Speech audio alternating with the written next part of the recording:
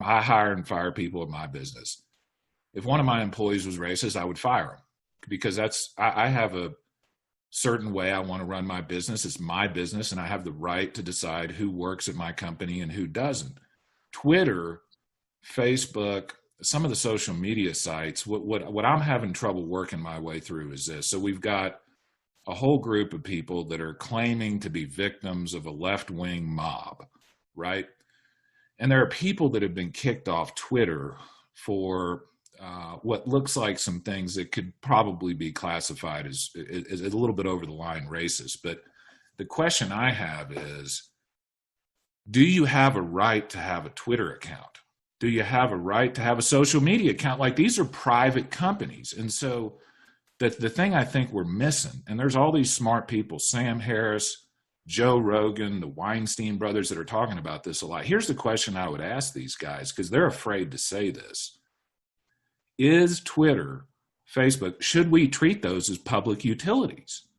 Or are they private companies? Because you and I both know if they're private companies, they get to decide who's on their platform. They can decide, I don't want you to be on my platform if you like pancakes for any reason, right?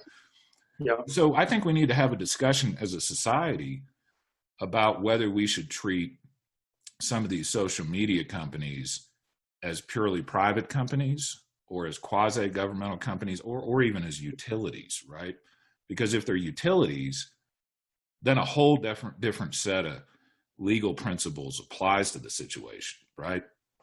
Well, and then you start, I mean, you want to talk about big government. I mean, we're going to have a cabinet level department of social media. Yeah, I know. Yeah, it's crazy. But so I was thinking about this. I don't know if you saw this last week. I think that a bunch of very prominent, they call them blue checks on Twitter, prominent people got hacked, right?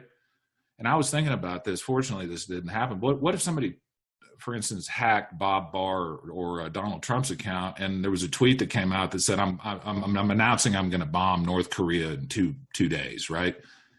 I mean, that has consequences in the real world, and I think we just I'm not a fan of government regulation of private industry. I'm with you. I favor a light touch. I think there should be rules, but we should basically set up the rules and then let the players play the game, right?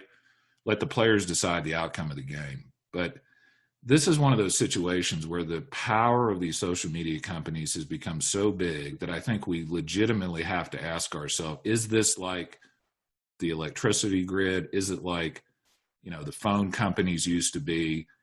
I'm starting to lean in the direction that that we may need some more rules on social media. And then we open up that whole can of worms. Like, what would those rules look like? Right. I mean, that's a whole nother discussion of, that topic. But to me, this cancel culture thing is a really interesting discussion right now, especially when you look at like what's happening in Hong Kong with banning books and banning protests and stuff like that. I mean, that's really the wrong way to go. No, and that's the thing. And one of the dangers, I mean, we're so connected across the world is, it's sort of like if China decides, hey, these are the rules of social media if you operate in China, China in a way is setting a policy for all of us, or the other way around. I mean, if we decide the rules are this, well, then we're kind of deciding for everyone. Yeah. Sort of like if California decides on a certain emission standard for cars, well, they're 11%. They might be more, they're 11% of the population. They might be more than that percent of the market. So then they're kind of deciding for everyone else too. And those are hard issues to work through. Same thing with, I don't know if you saw this. I think it was the California, either legislatures or the court. They said, hey, we're going to start letting these college football players and these athletes. Oh yeah, no.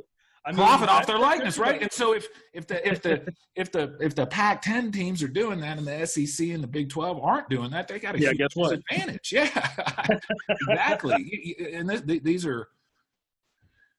are serious issues that I think we really, we could talk about this forever. And I know you don't have much more time, but like another example is, as somebody with a computer science degree and an interest in technology for a very long time, there's a saying in my little community that is, if the product is free, you're the product. Yep. Yeah.